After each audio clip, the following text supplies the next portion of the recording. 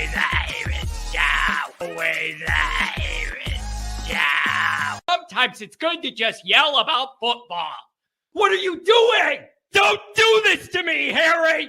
The Ohio State. It's Ohio State. What do you mean the? It's a poison. I almost stroked out and died over it. I'm glad to be at the party. I'm mad we're this late. You ain't a captain of nothing but a sinking ship. That helps the defense without them even doing a damn thing. Doing a damn thing. The call-in line. 312-988-15. You tell Johnny all you've heard and seen. No Irish. No Irish. No Irish. No Irish. Yeah. Woo, baby. College football's in the air. Notre Dame football camp is right around the corner. It's going to be great. It's going to be stressful. It's going to be anxiety provoking. And I cannot wait to get there. That's my story and I'm sticking to it. That's it, you guys. Football's right around the corner. Notre Dame opens up camp. There's a ton of intrigue. It's going to be fantastic. This is what we've waited for. You've all stuck with it all these months, all through the cold winter and the spring and everything. This is the reward. It's right around the corner. This is what we've waited for. It's coming. I can't wait for it. So it's really exciting to think about. It will be Blake was talking about me. That's great because I could talk about Blake too. Unbelievable.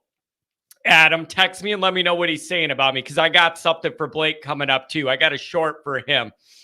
But it's good to be with you guys. Here's the first thing. I want to thank everybody for Saturday night. That was really, really fun to come back around on a Saturday night show. We haven't had one a lot of this summer. We've been busy, whatever. Thanks to everybody that jumped in on that.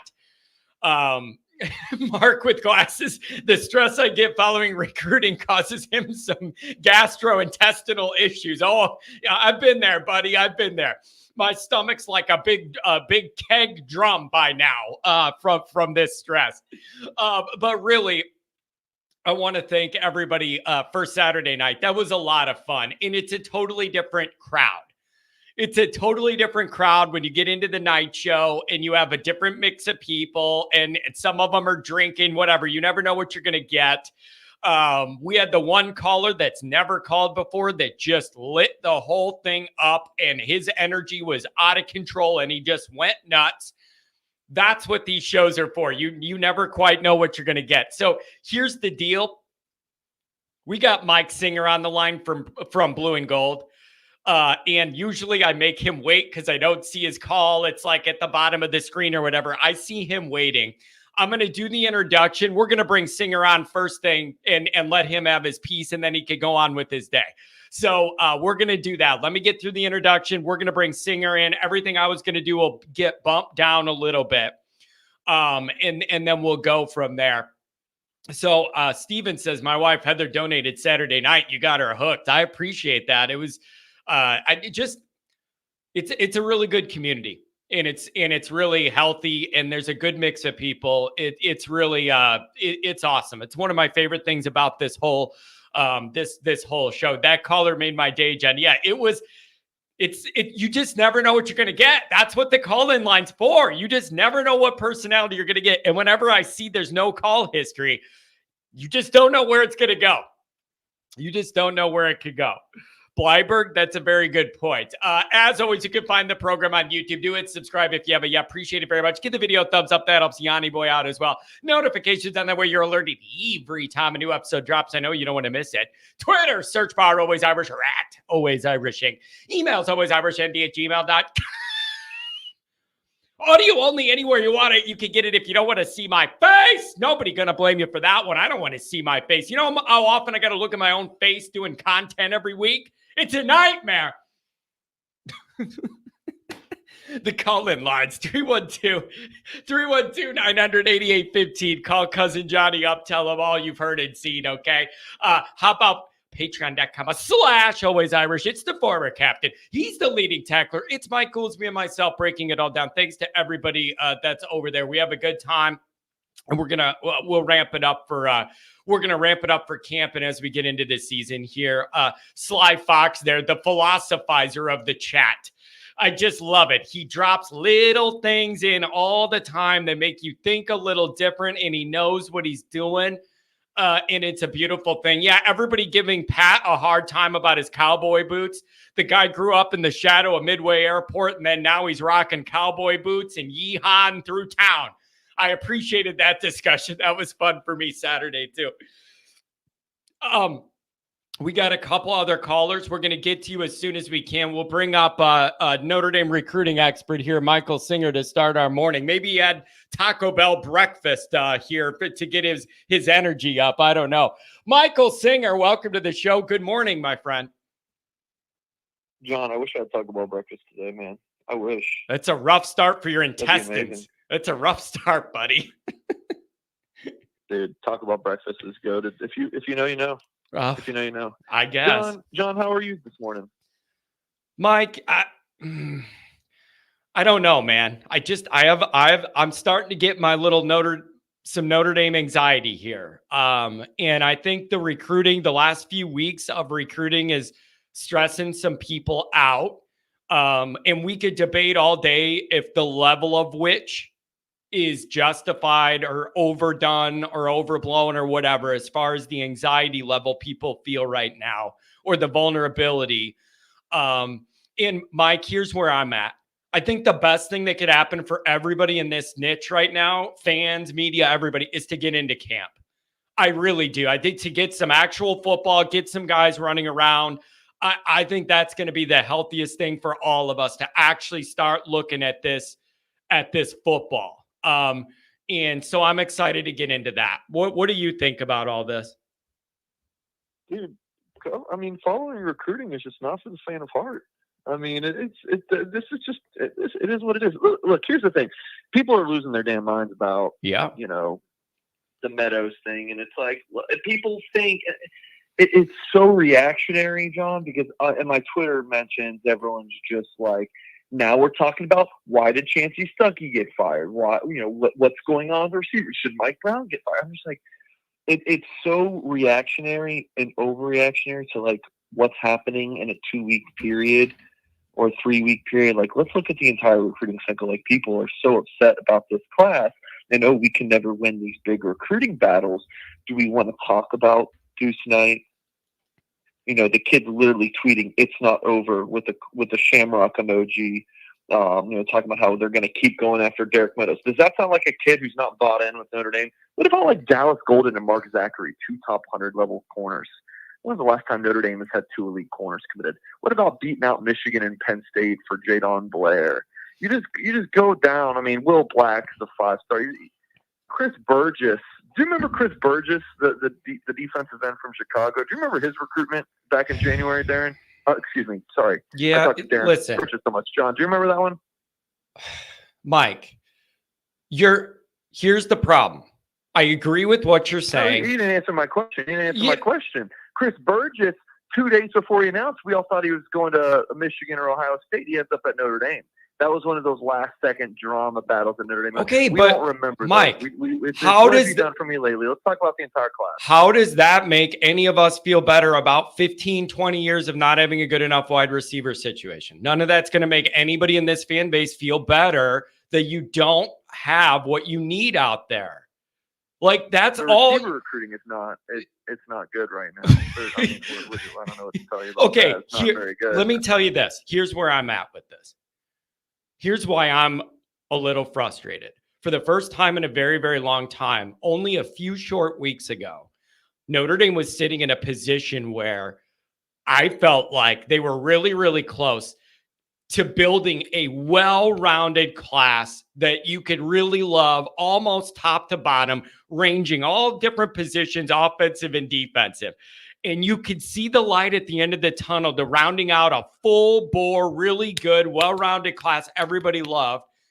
And then it turned away from you so quick, where you lost your top-rated guy to Michigan, of all places.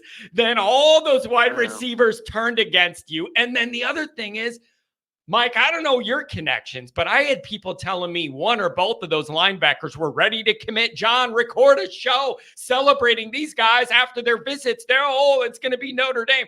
And then that kind of simmered down and cooled down. It all kind of turned away from you real quick. That's why I'm frustrated, because I thought we were really close to adding maybe 3, 4, or 5 more 4-star plus guys to round out this class. And then it turned away from you. And now everybody's kind of like in a bummed out mood. And that wide receiver thing, it isn't just about this cycle. It's an ongoing, prolonged problem that we have not been able to stabilize that spot. And it's not just 1 year. It's not 1 year. Oh, Chancey Stuckey's a cancer, Mike. He's a culture killer. Once we get him out of the locker room, everything's going to be fine, Mike. You know how many people sold that? Do you know how many people in that niche said, he's the problem, he's the scapegoat, he's a culture killer, and he's ruining the vibe, and if you get rid of him, everything's going to be fine? Well, he's gone, and it ain't fine. All right, John, you're giving me too much here. I can't keep, my little pea brain, all these thoughts I have together. The first thing about Stuckey is that, that was ridiculous to begin with. That was very much he's gone, let's get the new guy in, and everything is happy-dory. The Stuckey to Mike Brown thing, in my opinion, they're like complete opposites. Stuckey is this tremendous recruiter, but as an actual coach, not as experienced. He needs some work there. I think he would be a great recruiting office guy. I don't know if he's actually a position coach. I think Mike Brown might be a little bit the opposite. He's not the most dynamic personality as a recruiter, but you'll see the receiver room take the next step, because he's a tremendous coach. I think so. Notre Dame noticed that, and I think that is a big reason why Mike Brown is now your wife. And you know what? That's encouraging too, Mike. That's very encouraging, because you do have you have young talent there. So if he could develop them, that would be a big feather in his cap. But we're yet to see it. So I'm open to that. I'm open to that. Said young talent. You just said young talent. Your words, not mine, right? Yep. So, yes, this 2025 receiver class, I like Burris a lot. I think people are sleeping on Burris a little bit, but, that's fine. If you're not a big Elijah Burris fan, I get whatever. Bettis, to me, is a safety at the next level. I really like his tape on safety. But I was told by a source that, Deion Colsey's the comp there. Not the worst comp in the world. Deion Colsey's, injuries aside, has been pretty decent. He's okay. But you just said the young talent. I mean, do we remember last year's receiver? Last year's receiver class was outstanding. I mean, for at least if you look at the past 20 years, I don't like this. Cam Williams. I don't like this narrative, Mike. Kind of a tough week at the All-American Bowl was a 5-star. He was going to be a 5-star, and then he didn't have the best week. Kind of got dinged up. Micah Gilbert's already a stud. That kid is already, one of your better receivers on the team. Logan Saldate is a sleeper. KK Smith, you go back to the last class, I think he has got a chance to be pretty darn good. It's not where it needs to be, but I think it's already moving in the right direction. And I think that they still have a chance to flip Derek Meadows too. They're going to go after some old targets. They're going to go after some new targets moving forward for this 2025 receiver class. I'm not at the point of pissing my pants. If you and your viewers want to, that's fine. You guys can go ahead and do that. Was it over when Pearl Harbor was bombed? No. We still got 5 months, Mr. Kennedy. 5 Jeez, that's a very extreme example. Okay, you're absolutely right. You're absolutely right that we all do need to keep in mind. It's not like the recruiting signing day is tomorrow or something. We still have a long time. And that's certainly true. That could work for you or against you, depending on how you look in the summer. It could work for you or against you. But Mike, how would you respond to this? And I've been coming back on people on this for a few days now. A lot of people are saying, we really feel good about the young guys in last year's class and that they're going to develop, and there's some speed there that Notre Dame's not used to having a wide receiver and some real potential talent there. And we feel like we're going to be fine. My argument is you need to stack classes with quality depth and wrap them in and weave them together and keep it going. You can't just have like a class you feel good about and then like totally strike out the next year and then tell me that that's like fine. That's not stability to me. That's not reliable to me. You can't build a proper depth and rotational situation if you're doing that and you're totally swinging and missing the next cycle. You just can't sell me that I'm supposed to feel good about that, especially I think you're underestimating that this is not all about right now, Mike. This is a long-term frustration with the wide receiver room. It's not just this situation this year. It is like 2 decades of it not being where it needs to be. And this is the latest one. 2 decades ago. You know what I want you to do? I want you to understand that that's a part of this and not just think we're all freaking out for this exact moment. I'm just asking you to understand that it's layered. It's layered frustration over a lot of years and a lot of coaches. It's not just this immediate thing and 0 for 3 or whatever. It's a bunch of years of frustration. John, your feelings have been heard. Your feelings have been heard. I hear you. People are frustrated, man. Okay, can I ask? I hear you. So listen, here's the thing about the stacking of the receiver. That is why you had to bring in three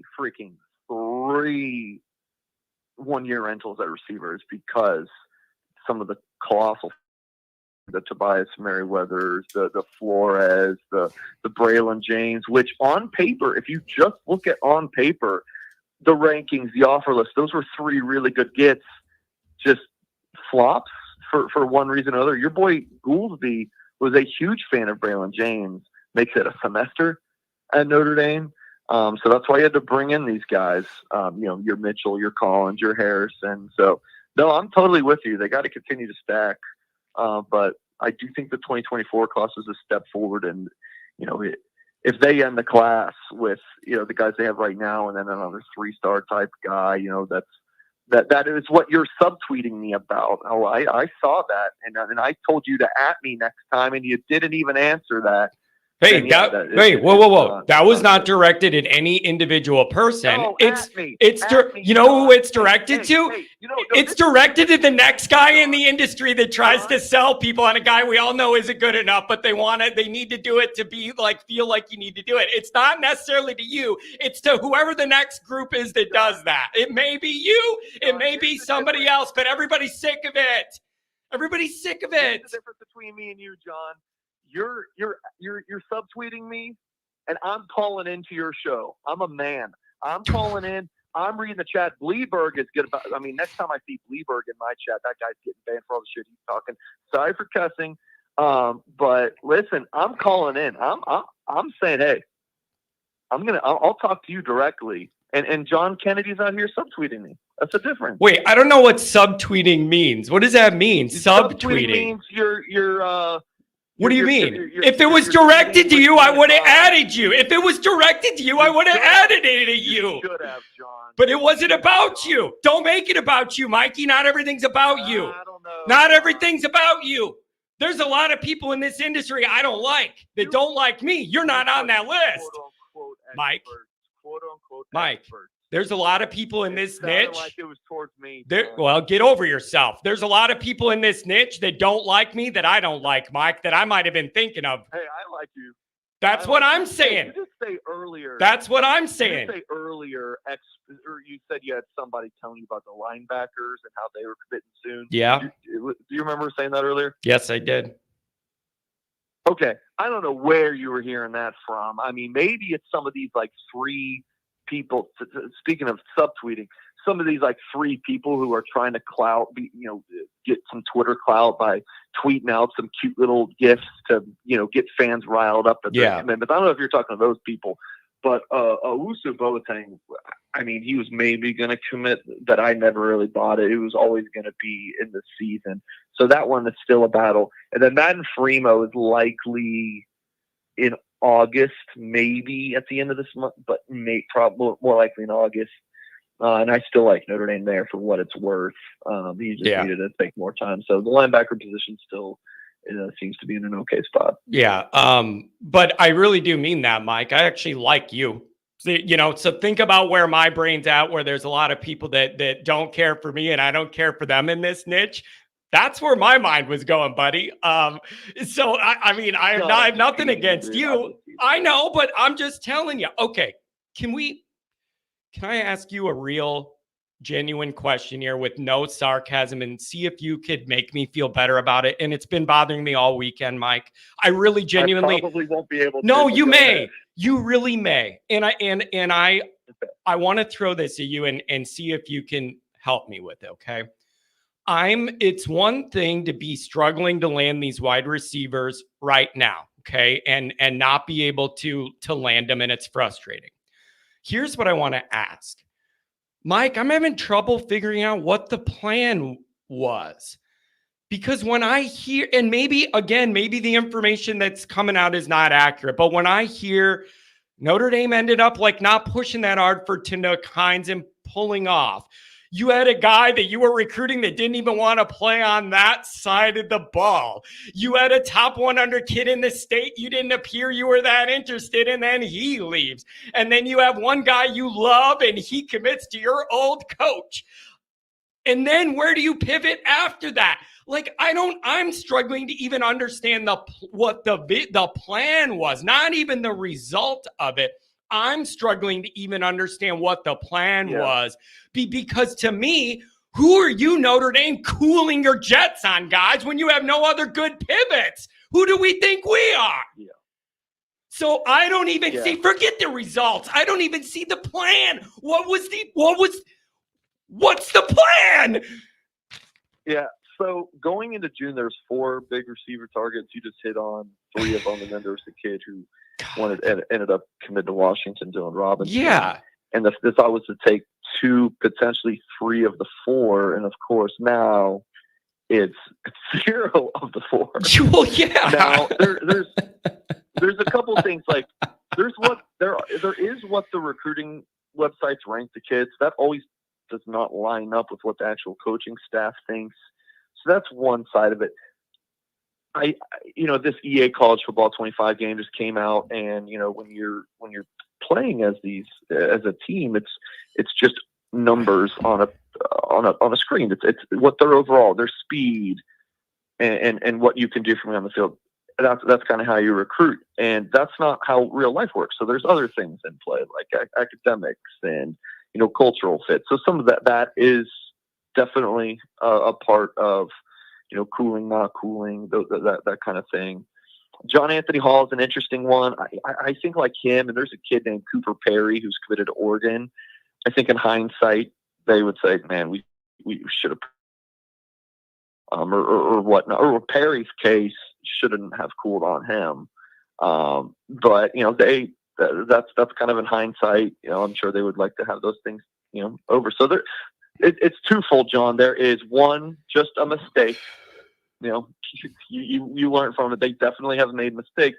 But 2, there's things that are just outside of what the average kind of recruiting follower would know, and that I'm not going to go on and say, oh, this kid's got a 2.0 GPA. Right. Like, I'm not going to do that. So that's never my place. And I'm not saying that any of these 4 guys have that. And so of this 4, I mean, Hall was one that's interesting because they kind of came in late. Like, I don't think Notre Dame used that one as a big loss. Like, there's so many good receivers out there that they can find a John Anthony Hall level receiver. The biggest one of this 4 that's frustrating is the Meadows, that they're losing sleep at night. Now, this is, John, you're frustrated for different reasons. So the reason I'm frustrated is my point of there are so many good receivers out there. They're just all over the place. That why Notre Dame has not been able to stack more consistent classes of receivers when it is probably the easiest position to recruit, in my opinion, because there's just so many of them. Like KK Smiths and Logan Soldates of the world, you're like high 3-star, low 4-star guy. Those guys are everywhere. Yeah. If you look in and this will be my last thing, then I got to hop off, John. If you look at like the positional rankings, whatever website, Rivals, 247 on 3, whatever, there are so many more 4-star receivers than there are like any other position. Like if you go to center, you get like 2 4-star centers or something in a class. Yeah. But there's like 40 or 45 of them at receivers. There's just so many good ones. Well, then where's our pivots to all of those guys? So I do think, I look, call me glass half full. Goolsby calls me eternal optimist. That's fine. I was talking to a Notre Dame source this morning. I think that they're going to end up pivoting and signing a fine 2025 receiver class. I don't think it's going to be as good as 2024. Yeah. I think it'll end up being pretty good, probably middle of the pack when you look at Notre Dame's strongest position. And then, okay, let me ask you one more quick one on the way out is, one of the bright sides here could be you're getting Mike Denbrock in here, and it's going to take a little while, I suspect. But once that offense gets cranked up and you maybe get a higher level of quarterback play with Leonard and then whatever comes after him, how much will that practically impact the way guys perceive and look at Notre Dame when they're considering going there as a wide receiver? Are we overestimating that? It can't hurt, right? If it looks more exciting and favorable for those players. So I talk about this a good bit. Like, if you're Notre Dame right now and you're selling Derek Meadows, it is why we throw to the tight ends and run the ball so much is because we don't have you, right? So you sell the "we need you" element to change what you see on the field. Yep. And that's nice, but it's much more impactful to say, hey, look at Justin Jefferson. Hey, look at all these guys who have come through our program and now what they're doing in the NFL. That's more impactful. So that is 1,000% a big deal when you're able to sell, or you don't even have to sell it. You just say, hey, Google my receivers versus, hey, this is what you could be, or this is what you could be on our offense because we haven't had you. Yeah. Man, it's a little bit frustrating. And you're not going to change Notre Dame fans' minds when they're like that, Mike. Like, you're just not. Everybody's worried and they're wound up. And that's the best thing that could happen here is to get into camp and we have actual football to look at and we feel good about the team. I'm telling you, that's going to be the best cleanser here in the short term, is just seeing some guys run around. So I'm excited to get there. Hey, Mike, I appreciate you giving me a call, and especially if you have a beef or something, I appreciate you calling. And but I mean it when I say, it wasn't you that's popping into my brain when I do that. So whatever, man. But I appreciate you calling. Listen, I was teasing you. You were kind of teasing, but if you're listening, you can kiss my ass. Yeah, I mean, I just. I'm telling you, it's this Notre Dame life is a wild one, Mike. It's a wild life we live, and it's never boring. It's always something. That's the other thing I love about it. It's always something, man. It's never boring. That's for sure, buddy. Thanks for the call this morning. I appreciate you, Mikey. All right, later, John. See ya. People are also mad at him for losing, or he blew a lead in the video game, I guess, or something like that.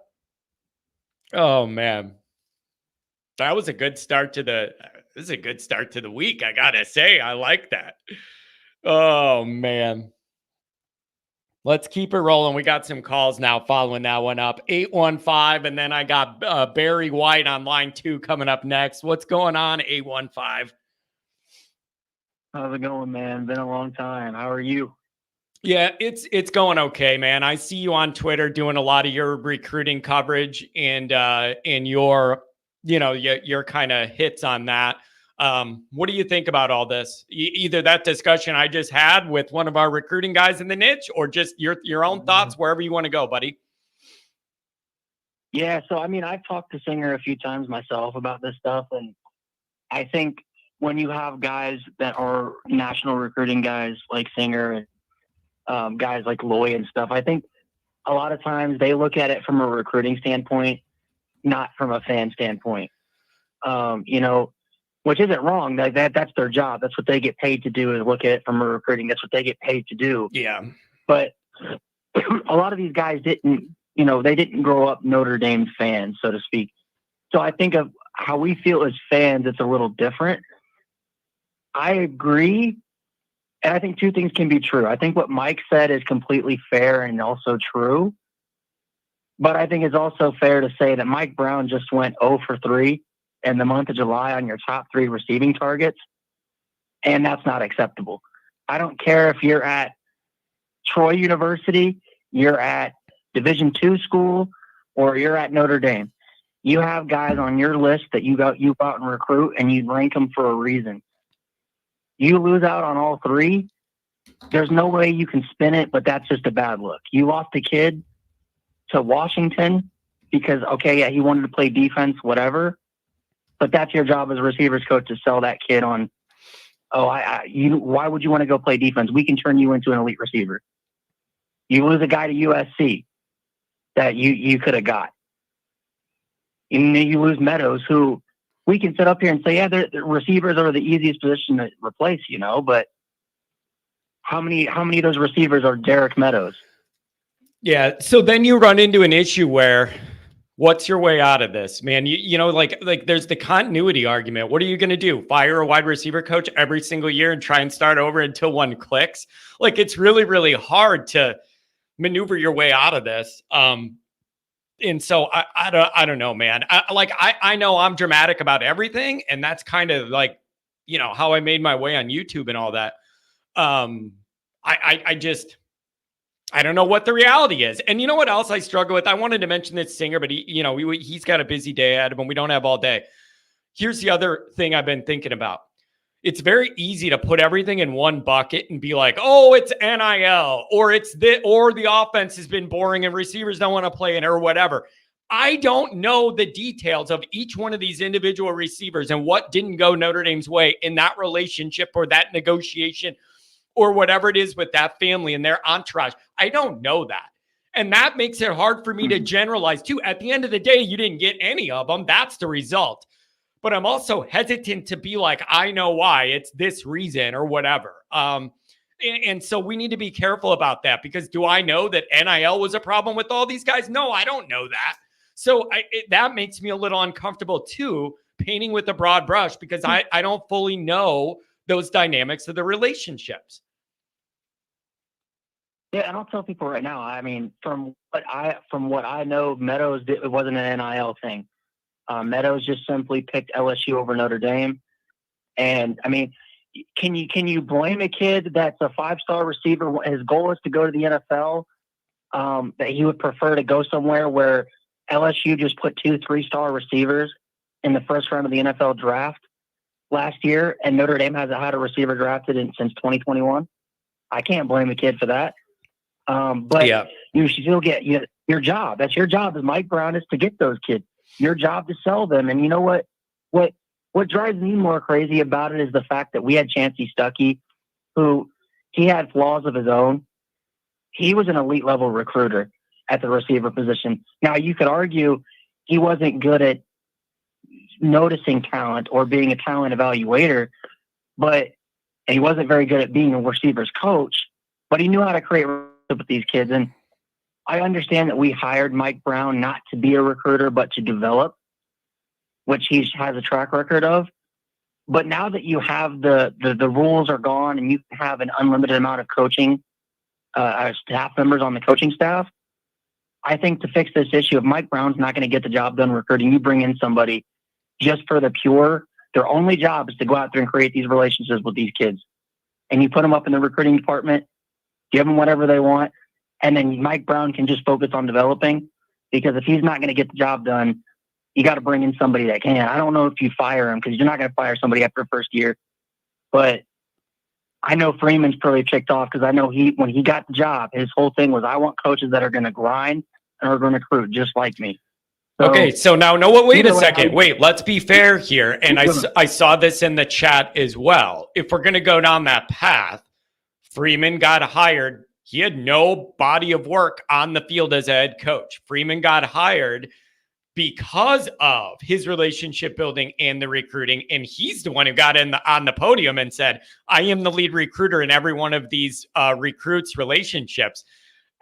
How much do we have to hold Freeman accountable and go, I mean, when do you got to jump in that room and straighten things out? How about Chad Bowden, who we keep being told you got to pay $5 million a year to keep from leaving?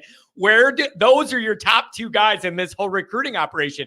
So how much blame do we put on those 2 guys that are in charge of all this, ahead of the wide receiver coach to jump in there and figure things out. Like, and again, I'm not in these rooms. I'm not in these meetings. I don't know all the details, but where does the blame fall on Freeman, who was hired specifically, primarily, initially for the recruiting and the relationship building? Where does he fall on that? I think he definitely gets some of the blame. I don't know how much he gets, though, because to be fair to him, a lot of these offensive kids, like quarterback, receiver, running back, they don't really, if you have a head coach that's a defensive first guy, that's not going to be a huge connecting thing for them. I think what Freeman did in bringing in Denbrock, I think he thought bringing in Denbrock would help bring in more offensive talent. And it might. Now, wait, it might, but you got to put a year of evidence on the field that the new offense looks more exciting and more wide receiver friendly. So I'm open that it might, but you don't have any data yet, right? You don't have data, and this isn't LSU. You can't just live off the LSU thing because this ain't that, and it's just a different setup. So you may get that, but you got to put a year on the field first of evidence. And that's what you're seeing with these kids, John, is a lot of these kids are not. You're selling them on what Notre Dame could be. Yeah. What the offense could look like, not what it is. And a lot of those kids, they don't want to go waste a year of their careers. They only get 3 or 4. They don't want to waste one of their years of eligibility being somewhere where they're not going to either get on the field like a Braylon James, or their receivers coach is not going to stay there very long, like a Chancey Stuckey, and then you lose half the guys to the portal. So it's all nice and dandy to have Mike Denbrock, but I think that us fans and a lot of the stuff thought that, Denbrock did this at LSU. Kids are going to want to go play for Denbrock under his system. That's why I almost wonder if we get back in with Meadows, if, say, Notre Dame goes out there halfway through the season and we're just an offensive juggernaut, say a top 5, top 10 offense. But it's still a worry for me, John, because think about this. Marcus Freeman got Cam Williams and Mikey Gilbert, 2 top 100, top 150 guys that everyone's excited about. Cam Williams was a 5-star at one point. But guess what? They did that without having any evidence on the field of an offense. Yeah. They didn't have Mike Denbrock. They had Jared freaking Parker out there to sell offensively.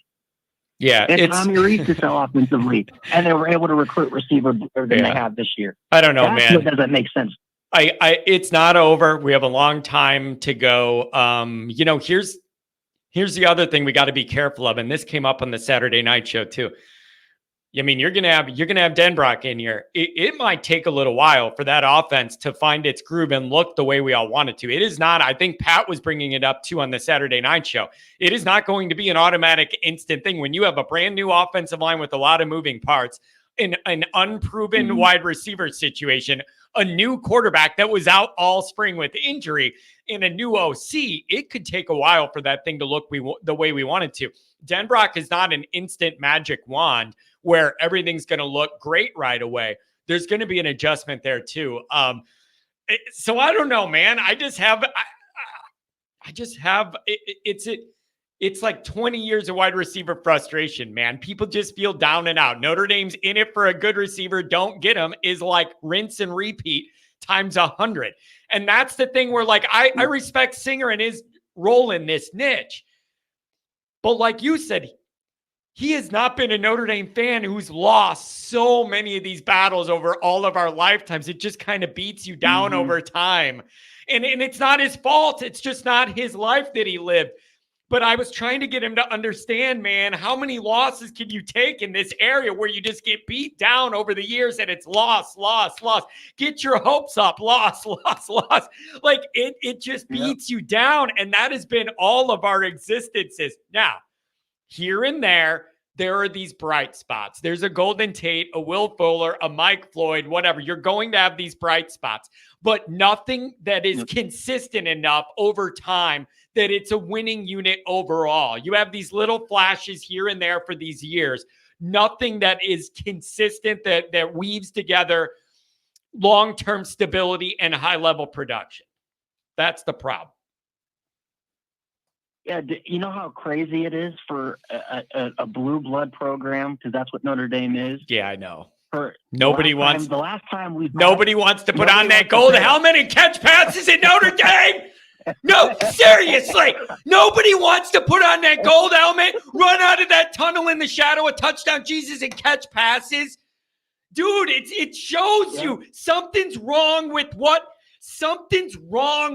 you're doing when you can't sell guys to want to put on that gold helmet and catch passes under the shadow of touchdown Jesus. It tells you ain't doing something right.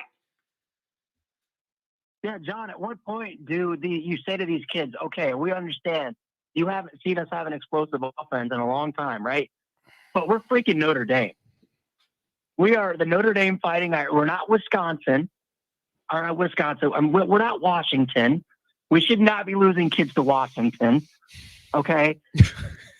At what point does that Notre Dame logo, the Golden Dome, touchdown Jesus, with the name on the jerseys, at what point does that matter? Bro, the funniest one, I was sitting in traffic the other day in like a construction area, like all frustrated with it. And I was sitting there laughing at the idea. I was already in a bad mood and I just started laughing about like thinking about us not getting these guys. And then there's one of them where we didn't even recruit him to play.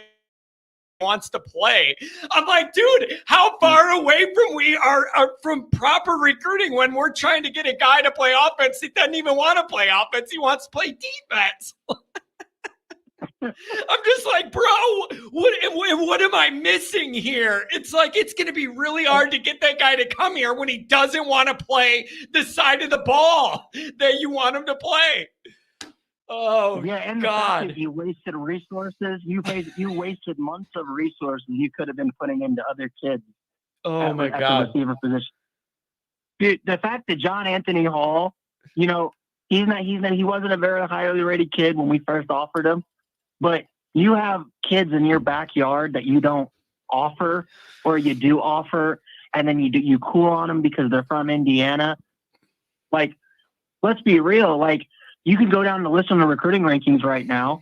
How many of those kids are in Notre Dame's own backyard that they haven't offered or they did offer and they just didn't pursue? That's what worries me. Going after these 5-star kids, these 4-star kids from Florida, Texas, California, whatever is all fine and dandy. But you also have kids like Mark Zachary in your own damn state and you don't even go after them. That's an issue. What's the Hall reason? Do you have a reason on the Hall? People are asking what your Twitter handle is. Can you remind them? I don't remember. Yeah, it's at Prevel. It's like travel, but with an F as in Frank _Ryan. What was the deal with that one? So Hall, he was a late riser. They offered him, I think the top 2 schools for him were like Purdue and Indiana. He was a kid that wanted to do both football and basketball. Notre Dame was kind of slow playing him because at the time, they felt pretty good about some of the kinds. They felt good about Derek Meadows. They felt good about Dylan Robinson. So they kind of put him on the back burner. And then guess what? He decided to go to Stanford. That's basically what happened. Is they slow played him. They basically he wasn't a priority for the staff. Man, that's tough. Now you miss out on all 3, John. And how do you think it's going to look to John Anthony when they call him up and say, hey, we didn't really treat you as a need 3 months ago, but we missed out on 3 guys, so now we're going to call you. And the thing is, it's an in-state guy, a really good athlete. And the other thing is he has the grades. Because if you're going to Stanford, it's like one of the only places tougher than Notre Dame for the athletes as far as the academics go. So I don't know, man. I don't want to overdo it. The class isn't ruined. It's not all over. You can still save some of this stuff. It's just really, really frustrating. And it felt like we were close to really ramping this up in a good way. And it all turned on us. And I just don't know why. And the thing I'm very uncomfortable again with people blanking it all in one thing, like, oh, it's all NIL. Oh, it's all the receiving coach doesn't know how to build relationships. Like, I'm very uncomfortable with that because I don't know the intricacies of each of these relationships. I don't know that. And so but you got to get it figured out. And I'm with Andrew Gilmore on this one. We can't let Marcus Freeman skate on this. He came in here with no body of evidence of being a head coach, and he came in here and got that job because of the relationships. Oh, look at this. Marcus Freeman relationships. It's on the list. Bingo for Granny at the VFW. And the relationships and the recruiting. And I need that to show here. You need to be the leader of this group and figure it out. Yeah, and and as a fan base, we can, Mike Brown deserves a lot of criticism for how he handled this. So does Marcus Freeman. So does that entire coaching staff. But there's more, like you had said, there's more than just one issue. There's more than just one reason why we haven't had a consensus 5-star receiver at Notre Dame since Michael Floyd. Yeah. That's just unacceptable. That to me right there is just. How about this? You mean to tell me you can go out there and get Michael Floyd back in when we were a complete garbage, but we've been a playoff team. We've been a consensus top 10 to top 15 team almost every year. And you can't go get a guy like that. But God forbid Charlie Weiss could go get a guy like that. How about this? What do you think about Dallas Golden playing a little offense? Goolsby brought that up to me on the Patreon multiple times. He goes, John, if you're in that bad of a spot, that kid's a hell of an athlete. You could flip him over. You could let him do a little of both. That kid could be great on offense. Maybe you do that. I don't know. I'm just open. Give your athletes a chance to ball out. I'm not against anything. He was an All-American on both sides of the ball for his high school team at Berkeley Prep. So I have some of his tape on my Twitter if people want to go out and look at it. But he's a baller, man. I mean, I've watched offensive highlights of him. When I say he does everything for that team. He plays running back, wildcat quarterback, corner, safety, even got in the box at linebacker sometimes. I mean, that kid, he does it all. And you already got a decent corner, a DB room at Notre Dame. I mean, why not? Why not see what he could do at receiver? Yeah. Yeah, so I don't know, man. It's just frustrating. I'm gonna wrap this call up by saying the best thing that could happen now is to get into camp. We all need to get excited about the actual team on the field. We think is going to be pretty good. Watch these guys run around and get this year going. I really think that's going to be healthy. Right now, this is all we have is this recruiting stuff. And the other thing is, let's be honest about this. When you're losing guys, a defection to Michigan, you're losing a guy to USC, you're losing a guy to Stanford, you're losing guys to Brian Kelly, it's going to ramp up all of the anxiety even more. It isn't just losing them, but when you're losing them to all of those specific places, it's an extra gut punch, and everybody feels that. Like, that's just the reality of this. Yeah. So. Oh, dude, John, I had in my Twitter space after Derek Meadows committed. He was in there for like a good 10, 15 minutes. So, yeah, that was that definitely hurt. But I get his burner. I get his burner account coming at me on Twitter. I don't get the real Brian Kelly. I got the burner Brian Kelly coming at me on Twitter, and it was one of the highlights of my life. Almost, I can't decide what I liked more. Brian Kelly's burner coming after me on Twitter or Jack Swarbrick taking shots at guys reporting on Notre Dame from their basement.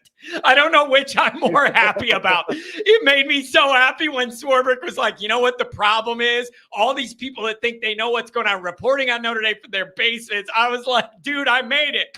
I made it now, baby. Oh, dude. I love it. But yeah, I mean, This whole thing, dude, I've seen it all over Notre Dame Twitter. I have a Notre Dame group chat with almost over 100 people in it. And this Meadows shit has just completely tore the Notre Dame fan base in half, man. And we just, you know what? We're about 30 days away from football. We need to chill out because we got season coming up. Yeah. I'm tired of this recruiting, man. Yeah, I know. So we'll get into camp and we'll get it going. So I thanks for calling, man, and keep up the work. I know you're grinding out there in this Notre Dame niche, man. Thank you very much. I appreciate it, John. You take care, man. Yeah, take care, buddy. Yeah, man, this guy's he puts in a lot of work to try and cover the recruiting stuff and is very, very active on the Twitter spaces in a way I'm not. Yeah, Andrew, it really, I swear, I have nothing against Singer. He was not in my mind when I wrote that. So if he took it that way, he could take it that way. And I'm glad he called and asked about it. But my Twitter comment was very, very general. I was just, it would apply to the next group in the niche that tries to sell me a guy not even ranked in the top 5,000 is an instant riser. You know, the way you were after your first prom date.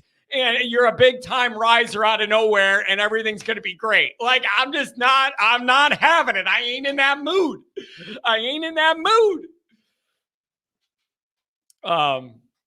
But yeah, it really wasn't about him. Like, I got bigger fish to fry with people that actually hate me in the niche. And that ain't Mike Singer, right? So I don't know. But God, what a good Monday. Seriously, what an awesome Monday. You get a little juice. Get a little juice in here on a Monday. I love it. I live for that.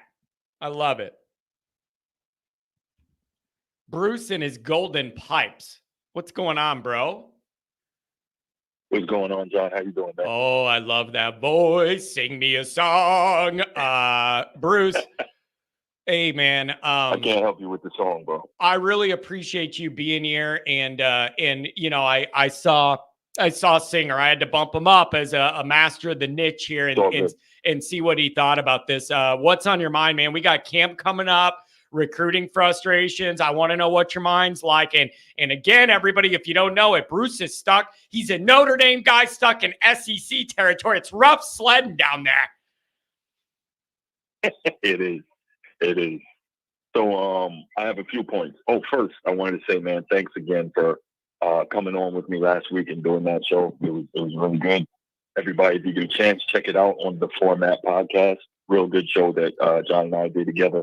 Just a general college football show. It's pretty good. Yeah, it was anyway. Healthy. By the way, that was healthy for me to get out of just the immediacy of Notre Dame land and kind of jump around the country. That's healthy for me. I appreciated the outlet. Absolutely. So first thing, YouTube algorithm is very interesting. So I'm sitting here waiting, listening to Singer and then the previous caller, and I'm waiting to talk to you.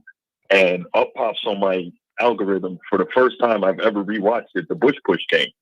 And so I'm sitting here watching it while I'm listening to you guys. I forgot how much of a freak Reggie Bush was. That dude was insane. Yeah, he was. He was. And you know what, Bruce, you know what's funny about that too? I'll never forget this. What's that? Remember Charlie Weiss told the grounds guys to let that grass grow about 7.5, 8 inches. Try and slow them down. Yeah, and if you notice, guys' shoes are like you can barely see them because they're sinking so far into the grass.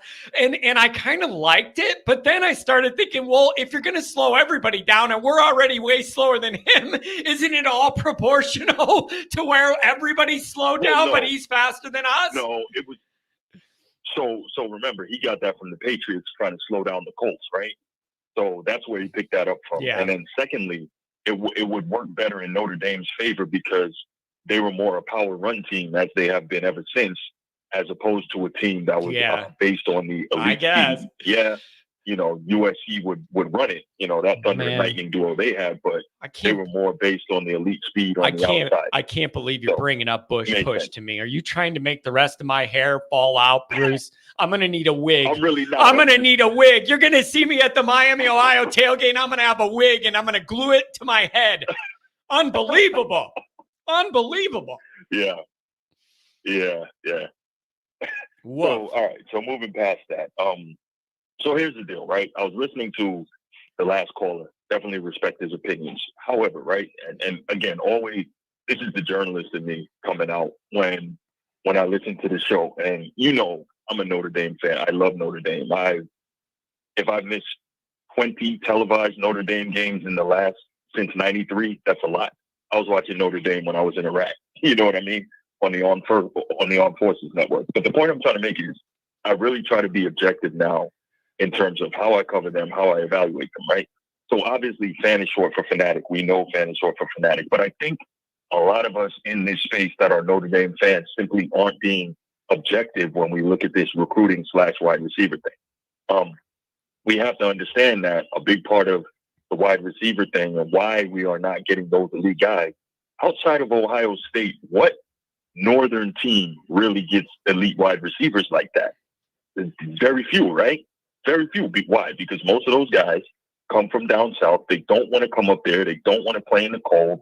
They're in a lot of places where, I'm not saying this, but maybe they perceive the young ladies as not being as attractive as those that they would see in SEC or lower Big 12 country. Maybe. I don't know that that's the case, but I'm saying maybe that's how they perceive it. So there's factors outside. And then, of course, we have not been consistently getting the elite quarterbacks, which has led to the way we play, which is pounding the rock and trying to dominate in the trenches, O-line you, right? And so if you're a young kid who's an elite wide receiver and you have all these things, why are you going to go to Notre Dame? I have long believed that Amon-Ra St. Brown, remember, he was supposed to go to Notre Dame. I don't have anything on this, but I've long believed that Equinemius told him, don't come, right? Because the way we play ball, you're not going to get your touches. They're not going to attack you that way. And we don't have the elite quarterback play for you to be able to really shine. What does he do? He goes to USC, he gets busy, and now he's the second highest paid receiver in the league, right? And so, that's my take on all that. So we have to really sit back, stop getting upset as Notre Dame fans. I know it's hard because Spanish Orphan fanatic again, but we got to just look at this thing objectively and understand why it's not happening. Now, can it change? Hopefully it can change. But the key, and I think it's going to change probably in this next cycle, because we got Deuce and we got Minchie and we got CJ Carr. I don't know which one of those guys is going to leave. The odds are one will, But if we can get some elite quarterback play for the next 3 years, then you're going to start seeing those guys come. Why? Because then Brock is going to be able to open up that offense more. This seems pretty simple to me. Secondly, I'm listening to Singer break down this recruiting stuff, and I'm like, are we really making kind of a false narrative here about the recruiting not being where it needs to be because we are not happy with one singular position group? Because I'm listening to him lay out 4 stars, 5 stars here, there, everywhere, right? But because we're not getting it in the receiving group, and I know that's important in modern football, we're not getting it in that particular position group. We're saying that the recruiting is bad or it's not where it should be. And I don't know if that's the case. You know what I'm saying? We're seeing an uptick in the quarterback receiving. We're seeing it everywhere. So I think that's fair.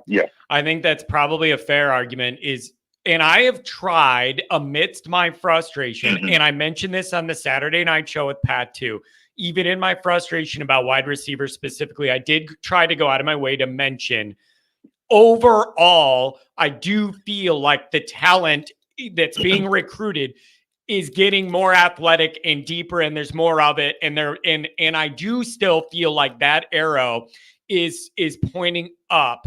My argument is you just can't have certain parts of the team be so non-competitive or lag behind that it weighs down what the possibilities are with all that other talent. And the other thing I would say is I do need a little more with like Viper and D-line. That isn't quite where I wanted with recruiting yet either. Not awful, but it is not that I would not say that they're where I want them to be on with that either. But when you look at quarterback, I mean, it's an uptick of like 100% across the board. That is a great, great, great thing they have going there. When you look at what they're doing in the secondary, it is a fantastic job how they've changed that from a weakness my whole life to a strength. But I do think you are justified in saying, let's not let that bring down the whole thing. And I do think that talent's trending up overall. There's no doubt. I think you're fair on that. Right. So still on the wide receivers, Elijah Burris, Plaxico's son, he's legit, right? He is not a prolific receiver in terms of, 60, 70, 80 catches, but over the last 2 years, he's averaged, I think, like 16 yards a catch. So he's a legitimate downfield threat. And also, if I'm not mistaken, he just won New Jersey State 100-meter championship. So he's a fast guy. Now, is he Texas or Florida fast or California? Maybe not, but he is certainly not slow. He's a fast guy, right? So that could be, something special in terms of a receiver that can stretch the field. So we'll definitely see what we got going on there. And, if you get 3 guys, obviously you want 6, right? You want depth in that room. But you get 3 guys who can really play, that's going to start bringing the other guys. And then, like I said before, You get the quarterback play over the next couple of years, really stepping it up, and then that means more opening up of the offense. You'll see receivers start coming the same way. Are we ever going to have receivers like Alabama or LSU or Florida State? No, it's just not going to happen based on academics, where these receivers come from, the weather, etc. It's just not going to happen. We need to accept that, play with what we got, continue to try and get to the best level we can. That doesn't mean give up and don't try, but that means we need to accept that it's not going to ever reach a certain position just because of factors beyond control. Yeah. One more thing I had was Riley Leonard. When he's healthy, I think he's really going to be able to open up the offense as well because of what he can do athletically in the RPO and the read option game, right? Am I saying he's Lamar Jackson? Of course not, but he's probably the best athlete at quarterback that we've had in quite some time. And I think they're definitely going to be able to open some things up offensively with him if he can stay healthy. So let's keep our fingers crossed for that. And we get it. Man, those are my thoughts, man. I'm telling you, Bruce, but we need to get into camp. That's what we need. We need real football excitement to kind of give you a palate cleanser from the recruiting frustration. Like, we really need to get into it. And again, this isn't over. The recruiting class is not done. You have until December, man. Like, it's not over, but it's just trended away from us when I thought there was a really good chance we could end strong this summer. So I don't know. Good points though, Bruce. And I really appreciate you, designating the conference room at work for this important meeting. I really appreciate it. Yeah. Meetings, meetings happen on Mondays, I mean, it is a meeting. You're not lying. It is a meeting. They don't need to know what it's regarding. They don't need to know the minutes of the meeting. Right. They don't need to know what the discussion in the meeting is. They just need to know it's a meeting. Absolutely.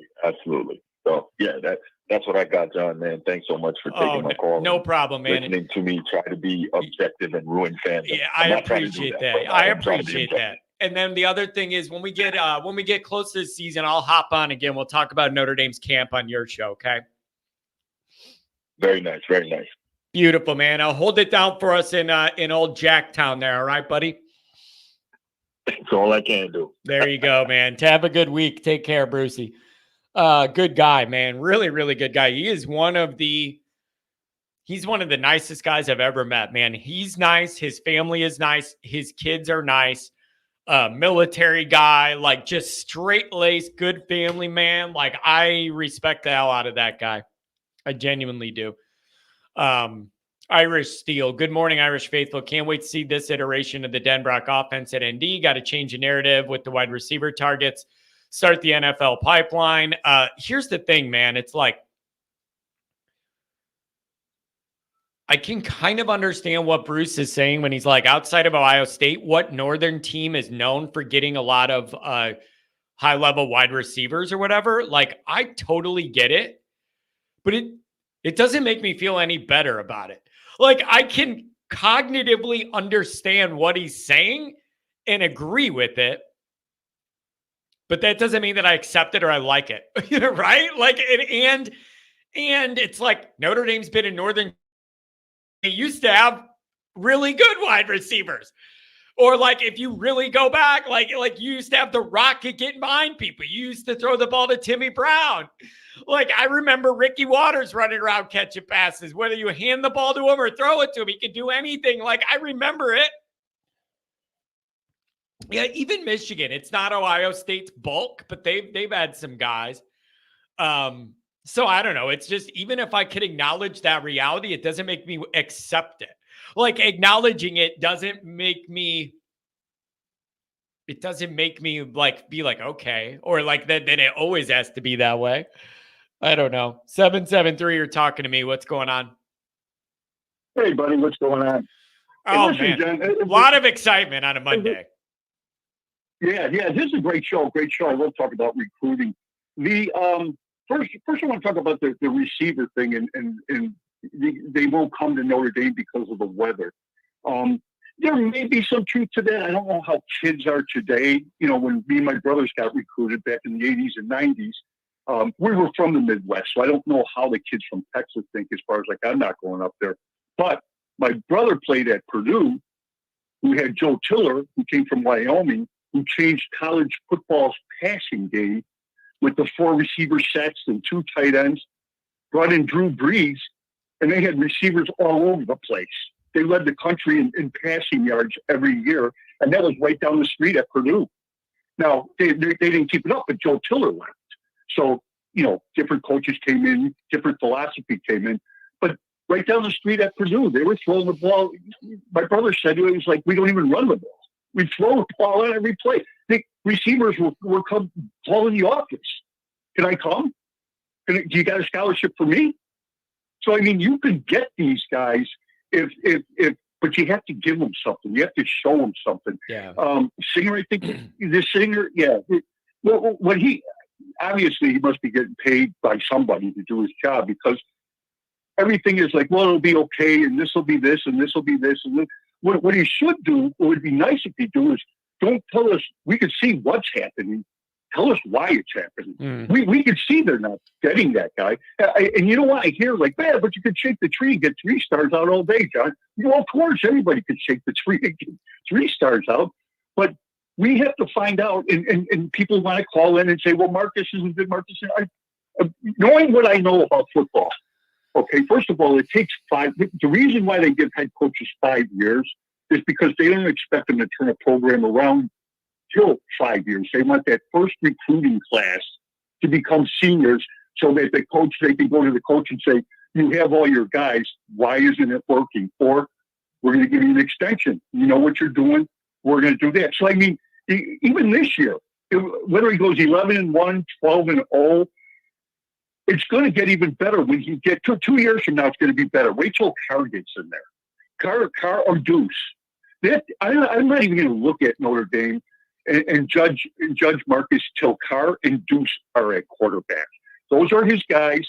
Those are 2 good quarterbacks that he went out and got. Yeah. Then I'll start looking at Notre Dame and say, okay, you know what? Marcus can't do it. Carr's a 5th-year senior, or Deuce is a 4th-year junior, whatever he is, and it's not only just those guys, but those guys in a Denbrock offense that should be more favorable and a little more exciting and wide receiver friendly in scheme, and a little more willing to take some risks and have some fun out there. And I think that will help too, to pair with those higher capability quarterbacks, hopefully.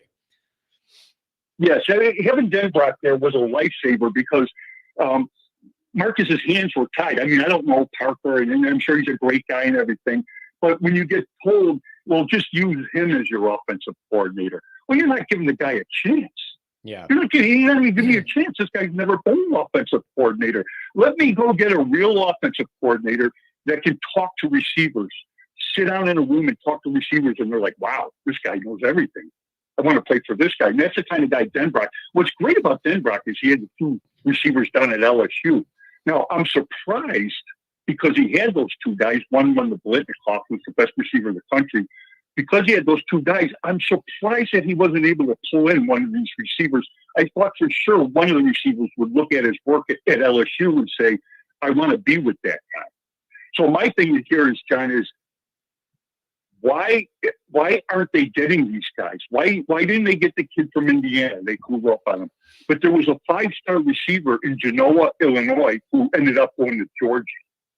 You can't let a kid that's down the street in Illinois, who's a 5-star receiver, you put everything you got into that kid, okay? He's not going to get homesick, so he's going to stay at school. He's not going to transfer like a kid from California, Texas, or Florida may get homesick and leave. Great, our 5-star guy got homesick, missed his girlfriend, and left. The kid from Illinois can go home and be home in an hour. Yeah. So you've got to put everything you can in that kid. You've got to get that kid. I know it's Georgia, and you're like, well, we're going up against Georgia. It's a tough deal with. But you have to get your, if you look at the last 3 years, this is why I know it's not Marcus. I'll tell you exactly why I know it's not Marcus's recruiting. Because you go back 2 years ago, their first 3 or 4 guys on the board, they didn't get. Then you go back to last year, what was it? Keeley and Bowen and the big tackle out of St. Ignatius in Chicago, Jonathan Scott, or whatever his name was, Justin Scott. You didn't get those guys. And now you got the top 3 or 4 guys this year on the board. You didn't get any of those guys. So that tells me, okay, listen, it's not Marcus, because recruiting, just those 11 guys you're looking at, the top 3 or 4 guys in each class, you lost them all. There's something internal that's going on, not with the head coach, but with the end. Marcus has got to sit down with Brady Quinn and say, we got to fix this problem. I got to know exactly where you're at. What can I do? Because I got these kids to commit early, and then they leave at the last minute. Yeah. So that tells me it's money. That tells me it's money. Because how can you take that defensive tackle out of St. Ignatius? He commits to Notre Dame for 6 months. And then he wakes up and wants to go to Ohio State. And then a week later, he ends up at Miami. So you're going to tell me for 6 months he's committed to Notre Dame, and then in 1 week he jumps to 2 different schools? Yeah, that's because rough. of money. That's rough. Now, I think a guy like Keon Keeley, is that a different situation to you? And the reason I'm asking that is Notre Dame was very, very early on Keon Keeley before he was like a magnificent 5-star rated guy. Notre Dame was one of the first big programs to go after him and really show him a lot of love and say, we believe in you and your potential and whatever. They get the commitment. Then he shoots up the rankings, outrageous. And then the big boys come calling, and then you lose him. Do you think that's a little different of a scenario there because he literally got the attention of all those other places later? Or do you put that in the same barrel? Here's what that is because if you notice, if you look at the last 3 years, just so you know, Marcus is doing a good job recruiting because Notre Dame is, watch, next year they'll be number 2 recruiting. So he's getting to these kids, he's talking to them. Obviously, the parents like Marcus, or else they wouldn't commit early like they do. The problem with that is, and like I told because I was the first one to get recruited, and then my 3 brothers behind me got recruited. And every time the next one, I learned a little bit more because they were different schools.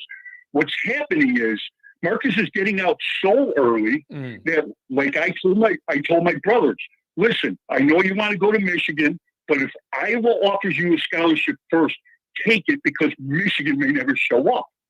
And I told all my brothers that. Always take your first, be interested in your first scholarship or your second scholarship. You know, if Wisconsin and Iowa show up, take their scholarships. Be interested in their scholarships. Don't sit back and say, no, I'm waiting on Michigan because they may never show up. And that's what these kids are doing. Marcus is getting out so early, and Notre Dame's such a great school that, wow, what a perfect school to say yes to my first scholarship. I mean, now I got leverage with every other school in the country. I got that in my back pocket. And let's just see, you know, maybe the kid the whole time, you know, he said yes to Notre Dame. Maybe the whole time he wanted to go to LSU. And he was just waiting for LSU to position themselves where, you know, whether it be financially, whatever the kid was looking for, he was waiting for that school to come in. But you're not going to say no to Notre Dame, USC, and Ohio State because suppose LSU never calls. Yeah. So you better grab that first scholarship no matter what, because now you know you got a scholarship. And if the schools that you're interested in aren't interested in you, you've got that scholarship. You didn't run them off and they gave it to somebody else. Man, it's a tough dynamic. It's a tough dynamic because you're always in an unstable, uncomfortable position, and you never know, like you just never know where you stand. And can I circle back to something you brought up about Singer? You were like, we know where we're at, but I would like to know kind of why we end up there. Yes. Here's my thing. Yes. You know, he works for Blue and Gold, which was bought out and purchased by On3, the recruiting operation. So he's in that professional recruiting network. Here's what I don't know, though. I have no idea how much detail he has in his position behind the scenes of what's really going on or what is like off the record. Like Mike hinted this, but don't go all the way. I have no idea how much of that he knows or doesn't know, or what he knows and banks in his brain because he doesn't want to burn a source, but then throws a line in the water to the viewers on his show. I have no idea to know how much of those details Singer knows or doesn't know. And it may vary depending on the kid or the relationships he has with the coach or another media outlet at a school that's interested in getting one of the guys too. I genuinely have no idea how much of those details he has or doesn't have. I don't know. But that's a big operation. Okay. On3 is a big time brand. But I don't know how much information Singer has or doesn't have that he can share with us or not. I don't know that reality. I have no idea. Yeah. You know what, John? I didn't know he worked for them. For some reason, I thought he worked for like Irish Illustrated. I thought he worked for like the Notre Dame publication. Yeah, it's blue and gold, and then they kind of got their rights purchased by On3, and so they're kind of the engine behind that operation. But I don't know though. I don't know how much of those behind the scenes details Singer has or not. I have no idea. Yeah, no, you're right, John. I didn't know that he worked for a bigger. Yeah, he doesn't know, man. I thought he was specifically. I was under the impression he was specifically a Notre Dame recruit guy. I didn't know he was a national recruit guy. So no, he's not going to know. They're not going to give him. Each school's not going to give him that kind of information. If he's talking to other schools about recruiting, they're not going to tell him anything because they can pick up the phone and tell Notre Dame, "Here's what Nebraska did." So he's just getting the basic information.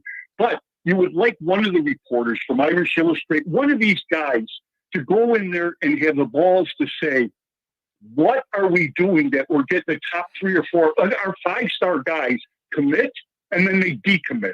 Yeah. What's going wrong here? Is it financial? I mean, just say whatever it is. Just say what it is. Is it financial? Did we start the recruitment too early, and then the school that they really wanted to go to showed up? Yeah. Because unless you know what that problem is, you're not going to fix that problem. Yeah. And Marcus, and then you're a sitting duck. And then you're a sitting duck. Then you always have that anxiety of like, oh no, is it going to drop on us again? Like you're always in a vulnerable spot. Sometimes I do feel like that. Like when you get that commit from a big guy, then everybody knows you just have to gun at Notre Dame, not everybody, right? And it makes it a lot easier to poach when it's like, okay, this guy has 4 schools he's interested in. How do we win the battle? Versus, we just have to nail him away from Notre Dame. Like, I think that's that's a lot easier of a thing to do it to target when you just got to yank him from Notre Dame compared to negatively recruit 4 or 5 other schools he's all interested in, not committed to any. It's very, very interesting. It's a wild world out there, man. Recruiting's so wild. You know what? It's enough to make you go insane, man. Like I need a padded room. It's enough to make you go absolutely insane. It really is, man. I can't live with the recruiting the way I did in my 20s, man. I can't do it. I'm pushing 40. I can't live and die with it the way I did in my 20s. My blood pressure's already bad, bro. I couldn't do it. Yeah, I'll give you an example of showing you how nuts recruiting is. I'll tell you a story about one of my brothers. He had committed to a school, and my mom loved the guy. She chocolate cake whenever he made a home visit. My mom's like, I really like him. He's a gentleman. He's honest. He's sincere. So my brother was like, he was between 2 schools, and they were the same to him. It was a coin flip. It didn't matter. So he's going to go with my mom wanted. Well, she's going to come to the games. I'm going to make her happy because it don't matter to me. What happens, though, is his girlfriend gets an acceptance letter to the other school. And she's excited because she's going to the other school that my brother was interested in. So all of a sudden, this guy, who my mom's baking chocolate cakes for, my brother's not calling back. Then he finds out he's going to the other school. Imagine how he felt sitting there when he hung up the phone thinking, what the hell just happened? I was getting chocolate cakes and hugs, and now this kid's going to the other school. He had no idea. I said, you should call him up and tell him why you're going to the other school, because he's sitting there looking at the phone saying, what the hell just happened? Why did you just out of the blue, he decides on the other school? You should call him and tell him your girlfriend got accepted there, so now that's the reason why you're going there, so he doesn't think he did anything wrong. Yeah, it's, oh man, it's a wild world. So I don't know, man. Marcus Freeman was brought in here primarily for his relationships and recruiting acumen. There's some things that need to be adjusted. Overall, they're doing a good job raising the talent, but to really get it all where we want it, there's some adjustments and calibrations that need to be made in the recruiting operation between Chad Bowden, however you pronounce it, and Marcus. Got to figure it out. Hey man, I really, yeah, go ahead. Anything on the way out? Here's what they got to do. Chad, Marcus, Brady, and Baba, they got to go out to dinner and sit down and say, let's all get on the same page here. What can I do and what can't I do in recruiting? Because here's what other schools are doing. Can I do what these other schools are? If you can't do it. Like, we're not going to give incoming freshmen money. Well, then you know what? Stop recruiting 5-star guys then. Just don't even waste your time. Yeah, recruiting exactly. those guys. Yeah. You can't have one. You can't have 1 foot in and 1 foot out on the modern way to do things. I'm with you. You're gonna have to. You can't play both sides of that forever with this. I'm totally with you on that. Hey, man, I really appreciate you starting your week here. Thank you. All right, buddy. Bye-bye. Have a good one, you guys. Come on now. 559's up on the line. I don't know what we're going to get. Now, here's the test, 559. And all Texas guy. I don't understand. First singer comes at me. Now I got this Texas guy coming at me. Let me see. Look. Let me call in. I will tear into John and Indy. Let you call in. What is your arm broken? Call the number. What do you mean, let you call in? Is your arm broken? Dial the number. I don't understand. I'm getting sick of people with their vague threats or something, but to be tough, but you're not really doing it. What do you mean? Is your arm broken? Call the number. 312-988-15.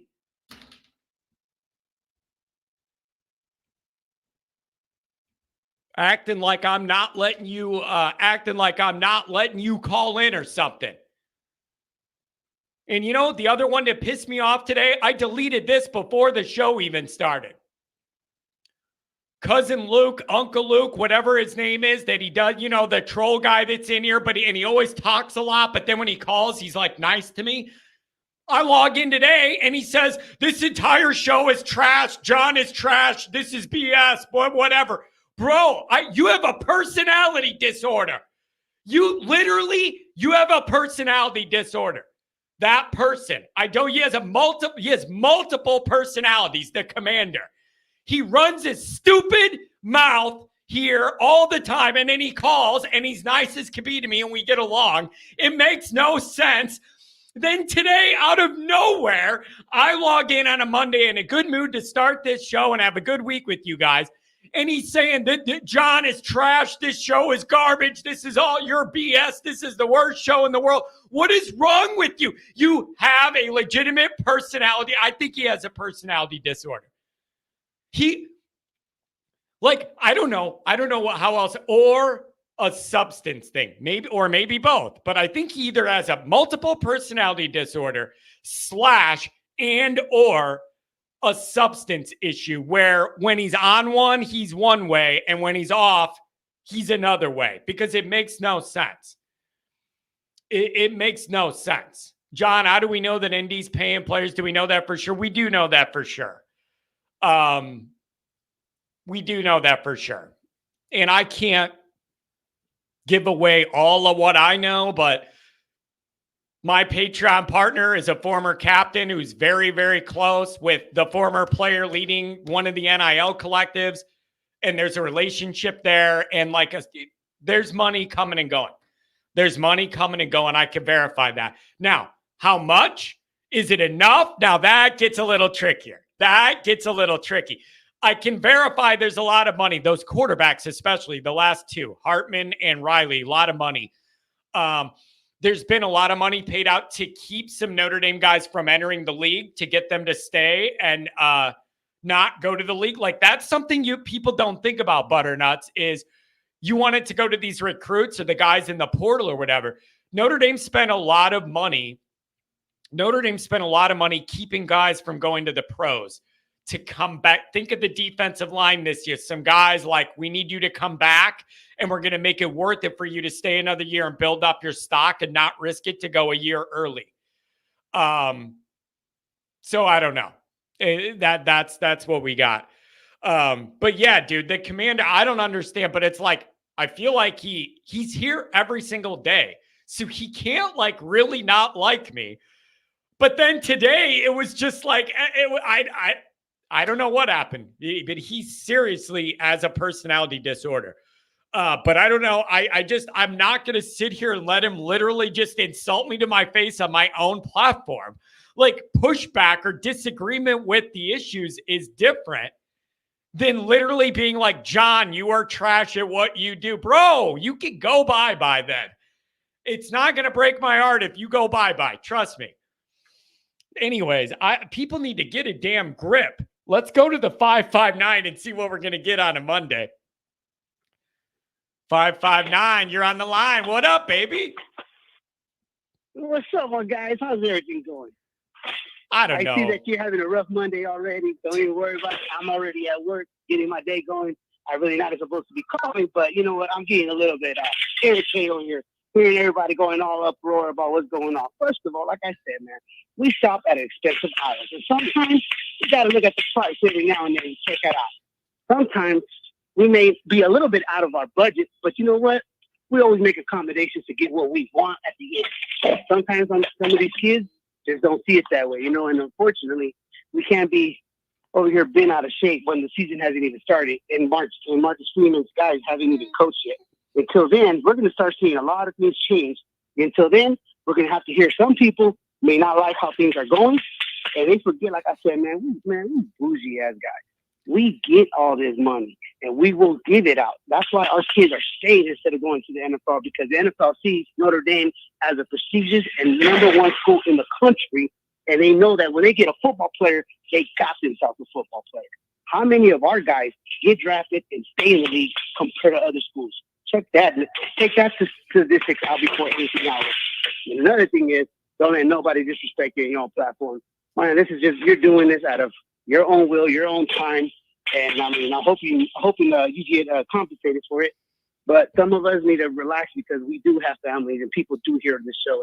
And there's no need for all that. And I don't know who did that to you. And hopefully he gets a reality check. It's all good, man. Hey, listen, it's all good. I mean, but it's just the weirdest dynamic with him because he loves me and he hates me and I just can't keep track of it. But every once in a while you cross a line where I'm like, dude, I'm just not going to take the abuse on my own platform. Like when you're just like, you suck. Hey, what are you building? You building the new building over at Notre Dame, the new football facility? What are you building over there? What do we got going? Oh man, I'm an electrician and trainee at the moment, but my trade is more of a chemical specialist. I can't say where I work at because I'll get in trouble over it. But that's awesome, one of those man. things where I was asked to learn something else, and I was all for it. But if you ever want to know about Tesla cars, I'm your guy.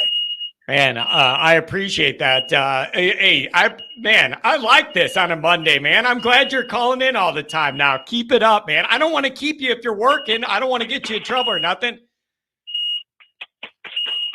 No, I'm just trying to keep my composure together right now.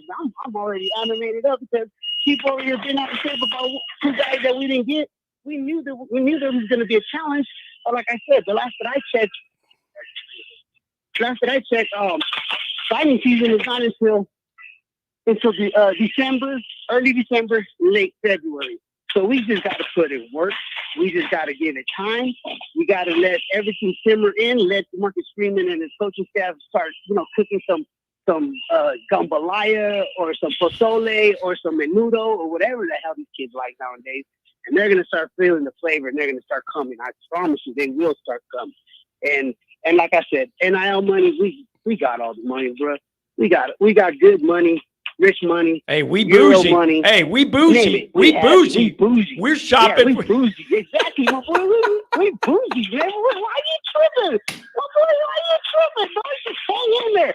Sit back, drink a Don Julio on ice. 1942. I prefer that if I ever went back to drinking and going on a year being sober.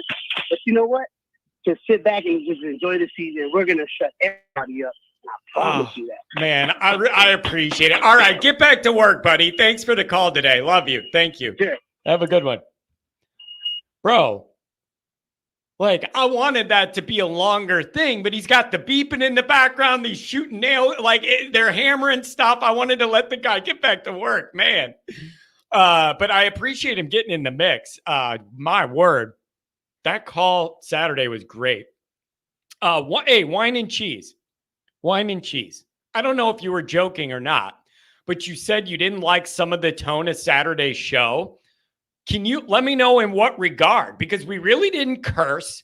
Neither Pat or I were drinking at all. We were both drinking water. There was no alcohol involved. There was no like F words. Nobody was really cursing. Is it that you were just uncomfortable with the negativity that came out about the recruiting aspect of this? I would be interested to know. You're a longtime guy and I like your opinion. And I'm just wondering what that was, or if you were joking. I don't know what it was. But there was really nothing vulgar. We didn't really cross a lot of lines in that show. So I'm wondering what it may be. Just curious. $5 holler from Dan. It's cute puppy. My wife hates football, but loves watching your show. Explain that. I can explain it, Dan. And I don't mean to toot my own horn. But I try and make this an entertainment product first. And then the football is wrapped into it. But my goal listen, I don't have Goolsby's X's and O's, players experience, credibility. I don't have behind the scenes recruiting access, blah, blah, blah, blah. I don't have that kind of stuff. I'm not going to be able to break down film for you and analyze every wrong step a guy made in this defense or whatever it is. It's an entertainment product. That's what YouTube is. It is not information first. It's entertainment first. And I see that mistake with a lot of sports YouTube people. They think it's about information. And if you have accurate or good information, that's what this is about. No, this is an entertainment show. It's not an information show. So I look at it as I want to entertain everybody. And then the football is what's wrapped into it. That's the material. Like that's the fodder. That's the feed is the football. But I enter it as this is an entertainment product first and foremost. And the subject of the entertainment is the football. I don't look at it as the football first. I do it the other way around. I'm telling you, everyone has different tastes. 618, I'm coming to you. Everyone has different tastes and different preferences for their entertainment or their viewing pleasures. Okay. I cannot watch some of these football channels with Notre Dame or others. It's not just our niche. I watch a lot of YouTube football stuff, other people too. Bro, it's just boring. It doesn't matter to me if your information is perfectly correct. If your delivery puts me to sleep, I'm not interested. I'm bored. YouTube is an entertainment venue. This is an entertainment product. I am sick of people thinking that they have a good YouTube show when you just go, yeah, Notre Dame's going after this recruit. And he is fast. And Notre Dame is recruiting him. And he might go to Notre Dame, but he also might go to Ohio State.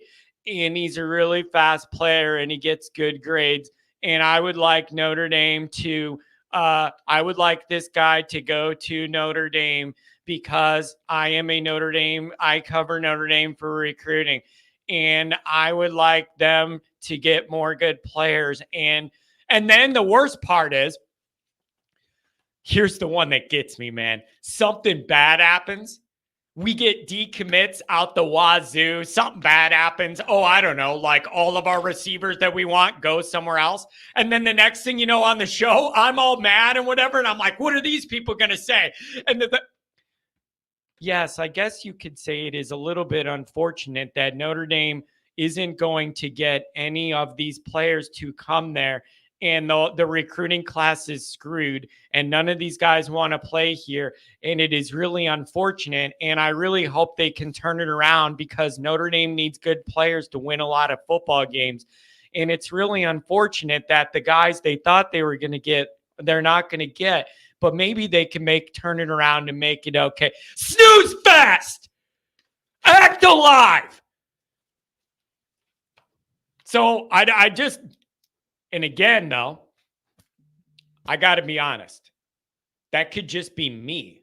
I turn a lot of people off because my personality's over the top or too energetic. And I turn people off with it. There's a large segment of Notre Dame fans that just can't handle me because I'm too intense with everything. That's totally fine. But for YouTube, it is not an information product. It is an entertainment product. It's the number one mistake I see YouTubers make. This is not an information network. It's an entertainment network. And people are making a big mistake.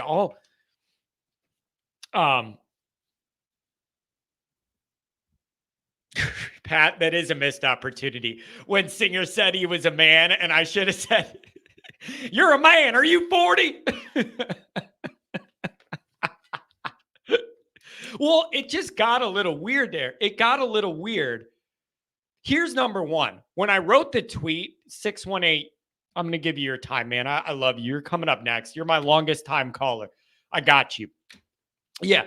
Butternuts, it is opinion. And I'm totally open to that. Like, my taste isn't for everybody. I'm not for everybody. I understand that this is for, everybody has different entertainment and tastes. But the entertainment over information is a real thing on YouTube. The entertainment's first, the information's second. But when I did the tweet, how do we get that NIL down from there down by that LSU? How do you get that NIL up there at South Bend Mill? Get them playing wide receiver, run around, catch them passes within that South Bend under that golden dome. Touchdown Jeter with his arm up on the touchdown Jesus. What I was saying is, when I wrote, dude, my dad was talking about that. We had Always Irish Senior. We had dinner. We cooked out the other night. And we were out on my parents' patio drinking a couple beers, not talking about football or nothing. And then it just came up. Both my parents were like, "John, why do these people like it when you when you do Michael McDonald imitations?"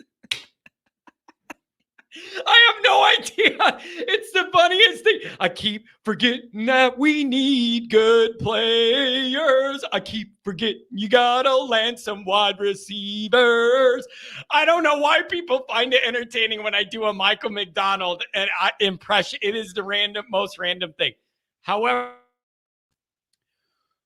when I did that tweet saying, "Don't believe the next thing coming from the Notre Dame recruiting media trying to sell you guys ranked 6,487 in America, and they're going to sell you that it's a good pivot after missing Meadows, and you should feel good about it. Don't believe it." Okay? I didn't even go back and look at the responses. So, I know Singer may not believe that, or you may not believe that, but a lot of times, I just drop a bunch of tweets and keep it moving, and they blow up or things happen. People come at me, but I don't care. I don't have all day. When you have the amount of Twitter people that I have and you're in that mix with the content and everything, bro, I don't have all day to respond to every single person that interacts with all my tweets. I don't have that kind of time. So I didn't even go back and really see who responded or what. I just wanted to drop that, let it explode like a firework, and I keep it moving, and I prove my point and let it ride. So he may not believe that and think that I shied away from it. I had no idea what subtweeting is. I genuinely had no idea what subtweeting is. What do you mean? What is sub? I don't get it. If I wanted to at somebody, I would at somebody. But if I'm just making a vague general statement towards no one specific, you don't add anybody. I don't understand how that's. I had no idea what subtweeting was. I thought that was like, I had no idea, but I don't know. But I just did a general thing. Like, I don't know, man. So whatever. But it literally was not directed to anybody specific. It was directed to whoever tries to sell us that narrative first. That's who it's directed to. So I don't know. Whatever. I'm a man. I'm 40. What did he say? What did he say? Gundy just said, "Oh yeah, who doesn't drink and drive?" Didn't he say something like that on Twitter? He was like, "Who hasn't drank and drove a million times? It happens." Didn't he say something like that? But it got a little weird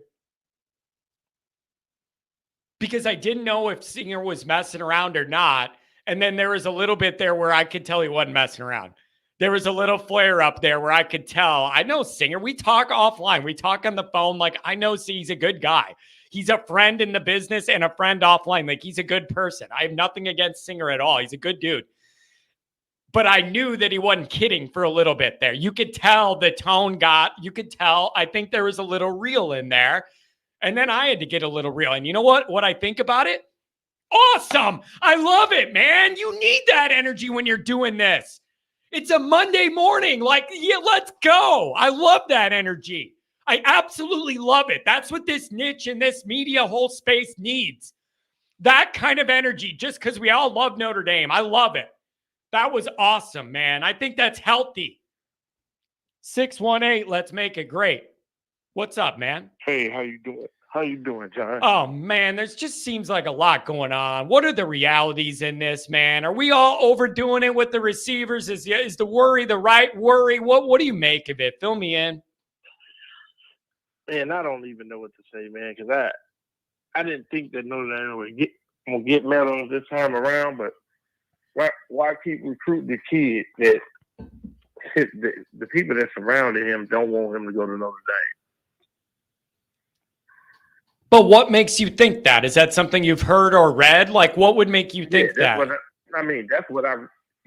the reason why he picked LSU. I heard the people around him didn't like Notre Dame. Wait a second. They were offering decent money. I heard that behind the scenes. You can't question the education. So is it the football part they didn't like, how they treat and work with wide receivers? Give me a break. You can't be like, I don't like Notre Dame's educational status. Like, it can't be that. And I know they were ponying up some dough. It was the football part. Well, then I can't argue with that, because what has Notre Dame done that excites wide receivers lately? I can't argue with that part. I mean, you got to go out to you got to go back, reset your board, see who might be a kid that you could flip, maybe a couple kids that you could flip, but you got to get this wide receiver thing down pat, man. It's nothing you could do about that. Yeah. And okay, so now more than one person saying, it's maybe a football fit situation. Totally fair, totally understandable, totally justified. There's nothing Notre Dame's done with wide receivers in their offense lately that would excite a good wide receiver. I totally agree with that. However, the new regime in Notre Dame needs to change that. That is their job, is to change that narrative. So now you have better quarterbacks with Riley Leonard, Carr, Deuce, whatever. You have Denbrock in here that knows how to run a more exciting offense. So there's the good news, is you're going to have a chance to change that narrative that the offenses are not wide receiver friendly. Listen, let's be realistic. I don't care if the LSU media and their coach hate me or not. Let's be honest. They've run really exciting offenses and have a great lineage of putting up a boatload of points and NFL guys out of the wide receiver room. That is just the truth. And nobody can debate that. I admit that. That ain't a question. I can debate it, because their wide receivers was good before Kelly got there. What have he done without Denbrock at wide receiver? That was your pushback. Yeah. He didn't. He's the reason why this wide receiver room, he's part of the reason why this wide receiver room is horrible at Notre Dame. What has he done without Denbrock? What has he done without LSU, without the regime before him? Now let's see what he do with his own wide receiver. Because I'm hearing that he's talking about going back to 12 personnel. And he's going back to the offense that he ran in Notre Dame. So what's exciting about that? Yeah, it's here's the good news. The really good news is you have a way out of this. And if you were rolling with Parker coming back, running whatever that was, 2 runs up the middle and then 3rd and long pass to the tight end or whatever, it would be different. That is the plus side, Notre Dame fans. If everybody wants to feel better about something, there is a exit door here. There is an off-ramp to some of this. And I'm excited about that. And it isn't going to be instant. This offense is going to take some time to gel and find its legs under it, which is risky considering what you have week one. But there is a way out of this. And the way out of this is you start running an offense that caters these wide receivers a lot more and lets them shine. I'm here for that, man. There is an opportunity to end this. If the boy at Alabama was negative recruiting wide receivers at Notre Dame, fine. He got the right to do that. But Kelly don't have the right to do it because you wasn't recruiting no great receivers. Yeah. You haven't had a great receiver since Denbrock was there. It's a really good trap because you were a part of the problem and then you use it against us after you drop the bomb, right? Yeah, I get what you're saying. Yeah, that makes perfect sense. He was a part of that. We can push back at LSU, like, what have he done without Denbrock? What have he done without anybody? It's easy to recruit to LSU because they only go there for football. Yeah. But if he say, oh, well, the classes are too hard, okay, I can understand that. But you're going to sit here and try to negative recruit a problem that you helped create it. Yeah, that is funny. It is. It's like lighting the room on fire and then you just escape it and watch it all burn behind you. Like it is. And now, but see, that was the problem I had in year one of Marcus Freeman. That is the battle I had. Is a lot of my frustrations were with the roster, and that was a Kelly problem. And he dropped the ball and put us in a bad spot and then dipped. And then we had to live with it. And it wasn't good enough. And it was on Freeman's record. And it was partially his fault, but a lot of it was Kelly's fault. And then he skipped town, but I'm mad at Freeman too. And it was all frustrating. So I don't know. First of all, when he first walked in, when he first got the head coach's spot, he should have said, hey, Reese, this ain't going to work. I have to go get me an offensive coordinator that's exciting, that's going to get the best quarterback and the best receivers in here as possible. We're not going to run what you want to run. That should have been number one. Yeah. They should have allowed Reese to go with Kelly. You don't go with Kelly because you part of the problem. You could have argued, I would argue, that it probably would have been better for both Marcus Freeman and Tommy's careers to have a clean break and a separation when the Kelly era ended, for them guys to each have a clean slate at their own place to do their own thing. I genuinely, in retrospect, I believe that. But in the moment, I think a lot of people around Notre Dame and the brass at Notre Dame felt comfortable having Tommy Boy, a longtime Notre Dame guy, as a stabilizing force sticking around or whatever. But in retrospect, I honestly kind of think each guy would have developed quicker and better if they had a clean break and could each go do their own thing. I believe that now, but hindsight's 2020. Well, but we'll get it together, man. I mean, a year of, you still have the portal where you go get wide receivers. Wide receivers are divas, man. It's really good wide receivers everywhere. I mean, I don't look at the stars when it comes down to wide receivers because, majority like the T.O.'s, Jerry Rice's and stuff, they didn't go to the best colleges. They didn't go to the go win. You know what I'm saying? They didn't go to colleges that were national championship contenders or whatever. But they got to get that wide receiver problem fixed. Yeah, maybe. Go show that you're going to start having better quarterback play in a more exciting offense that can appeal to these receivers. Is that not the easiest way to make recruiting easier at wide receiver? Like, it's the most natural answer there is. Run a more exciting offense that allows the wide receivers to shine and have quarterbacks that aren't midgets that can see over the O-line to throw a pass. There would be a good start. And look at Tom Brady's career, man. He didn't have the best wide receivers. He still won Super Bowl. So, maybe we could develop our own wide receivers. And, man, we're still going to have at least 3 years with Cam Williams, at least 2 more years, at least 3 years with Cam Williams. We're going to have at least another year with Jaden Greyhouse. you know, and Michael Gilbert looked like a man. He looked like a grown man out there, man. You know, we still get 3 years, at least 3 years with him. You know, if we keep them guys that we got now, man, and show off these wide receivers, man, with Denbrock.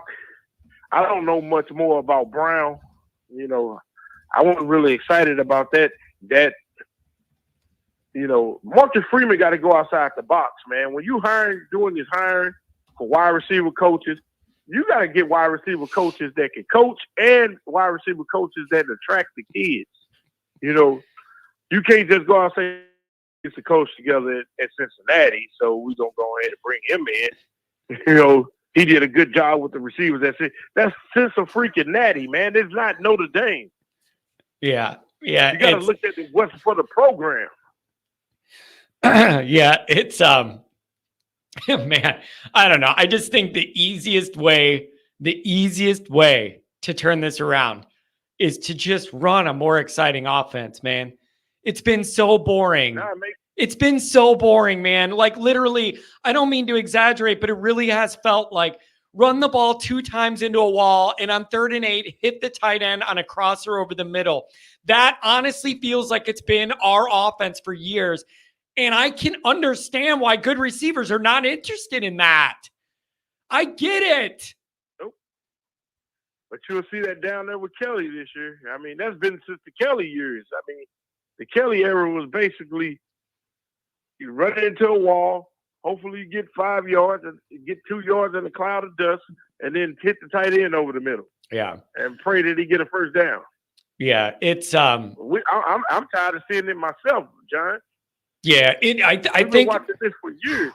Telling you, I think Denbrock's got an appetite for adventure in a way that Reese didn't have, and in a way Parker definitely didn't have, and like a comfort being a little more risky. Domer Wop with the $50 holler. Keep doing your thing, man. I really appreciate it. Yeah, I really do. I really do appreciate it. That $50, man. You guys pay for the phone lines so that we can hear everything you guys are thinking. Also, wine and cheese about Saturday. Yeah, too much negativity about what's going on. I understand that, man. And sometimes this is an outlet. Sometimes this is an outlet for that. And, you know, it's the way it goes. So I'm a hopeful Notre Dame wine and cheese when we get into camp. There will be a turn to energy, look into the season, and we'll get into that and be in a better mind place. But thanks for explaining that. So yeah, man, I don't know. Go run an offense that's exciting. Let these wide receivers ball out for you. Take some chances. Let them shine. Show that it could be exciting. That's what I want to see. I mean, and you know, if Kelly going back to what he did at Notre Dame, man, I don't see him really want to be at LSU. You know, if you go back to running that, you don't want to be at LSU. Here's what's going to be interesting. You only went after Meadows because you said bump it. You know, Notre Dame we don't want Notre Dame to have him, so we'll go after him. You know, and talk, and I'll tell him everything that his parents want to hear. Yeah, you know, even though I was part of the problem. It's going to be really, really interesting for Kelly. You got the new defensive structure there. I want to see how big of a jump their defense takes. Offensively, you lose Daniels. You're bringing back a really good, experienced O-line. That's going to help them. Nussmeier can throw a good ball, but he is not mobile the way Daniels was. And half of Daniels' good plays were him scrambling, making something out of nothing. You're not going to get that out of Nussmeier. So I'm very, very interested to see. I expect the defense take a step up and the offense to maybe stagnate a little bit. And then they got USC week 1 in Vegas. It's going to be super interesting. Super interesting. I think USC can win that game. Oh, man. Baby. That's going to be really interesting. Do you know how excited I'm going to be to watch those two battle if we win the night before? If we lose the night before, I'm not going to want to watch any more football. But if we win the night before, that is going to be must-watch TV. And I may actually stream that thing live, react to it, stream live on YouTube because I'll be in a good mood if we win. I might stream that thing live and react to it and drink a couple cold ones, but only if we win. I think we beat A&M by at least 10. God, please let it be true, man. Whatever you're saying right now, please just let it happen, bro. I need it. I don't want it. I need it. I think what's the name, man? Man, I'm hoping, but I really think that that Riley Leonard is healthy. We're gonna probably see the best Riley Leonard in one of the best Riley Leonards we ever seen in week 1. The receivers gonna be on fire. A lot of kids gonna be like, "Oh, holy smoke!" And if I'm Notre Dame, I'm not tracking back to no Meadows. Okay, you chose. We was the ones that got on you first. You chose what you wanted to choose after the big dogs started coming after you. So hey, you made your bed, you lied in it. We'll go after something else and we'll try to flip it. Yeah, man, it's gonna be interesting. Hey, thanks for the call on a Monday, man. We had a lively call set today, man. I appreciate you. Thank you, man. Have a good start to your week. All right, my man. Take care. Man, that guy, 187 calls. He is my number one guy. It's right here. 187 calls. And man, that's some loyalty. From day one that I started this show, that guy is a reliable call. 187 calls over what? 2.5 years now? 3 years now? And that's a beautiful thing. That's a beautiful thing. Notre Dame wine and cheese. I get the frustration. Here's what I'll say, though. This show started when Notre Dame was in a dark, dark place. And I don't know, as we've gained people over the years, 8 years, whatever it's been, this show started because Notre Dame was in a dark, dark place and nobody in the media was calling it out. They were all carrying waters for it and no one was asking the tough questions in 2016. So then I said, screw all of these people in the Notre Dame media that are not telling the truth. Someone needs to say this is not good enough, how bad we are. And that's how I started. So when you do that, you kind of set the tone. And I attracted the people that were in that mind frame that wanted that outlet of calling it out and this isn't good enough and not the sunshine and rainbows, glass half full. We're losing every game, but it's okay for some reason that nobody could define why, but we're okay with it. So I just think you're always going to have a little bit of that feel that's going to be a part of this show. Because that's how I made it here, is by being like, I'm a Notre Dame fan and I'm saying this isn't good enough and we suck and the coaching sucks. So that's kind of in some of the DNA of this. But then what changed is I actually like Marcus Freeman's work ethic and personality and everything. So that's shifted the tone. But I also need to be the first one to say he's got to figure out this recruiting thing. Number one, it's not good enough. He needs to figure it's better overall, but it isn't as good as it could be. And I need it to be better. And that falls on him ultimately at the end of the day. And I mean, I need that. I need that. Like, you got to get that right. You got to get that right. You got to get it right. So that part's got to get it. It's got to get better. And then the other thing is, Freeman has no more leeway for Marcus 10-man at the end of Ohio State. There's no more leeway for blowing time management issues at the end of a half or the end of a game or whatever. There's no more leeway for any of that. You've used that runway and you're out. The Ohio State thing was really, really tough, and there's no more leeway for any of it. So that's something that Marcus has to deal with and live with, right? But it does put me in a weird spot because people were used to me always being mad at the coach and whatever. And then we got a coach I kind of liked how he operates. And then people don't like that. They're like, oh, John, now you're a Freeman homer, but you were mad at the other guy. And now you're taking it easy on this guy. I can't make everybody happy. You know what I mean? All right, you guys, very exciting Monday show. I feel the energy ramping up here. getting into a little beef with Singer there. It's healthy for the niche. I have no ill will. He's a friend professionally. He's a friend personally. There is no drama, no beef. I love the guy. I respect the work he does. I have no problem with that. Was a very healthy engagement back and callers. Thank you.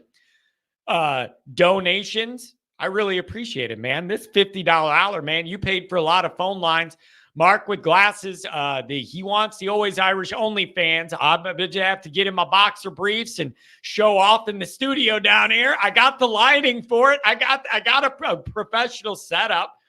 So maybe, we'll have to do.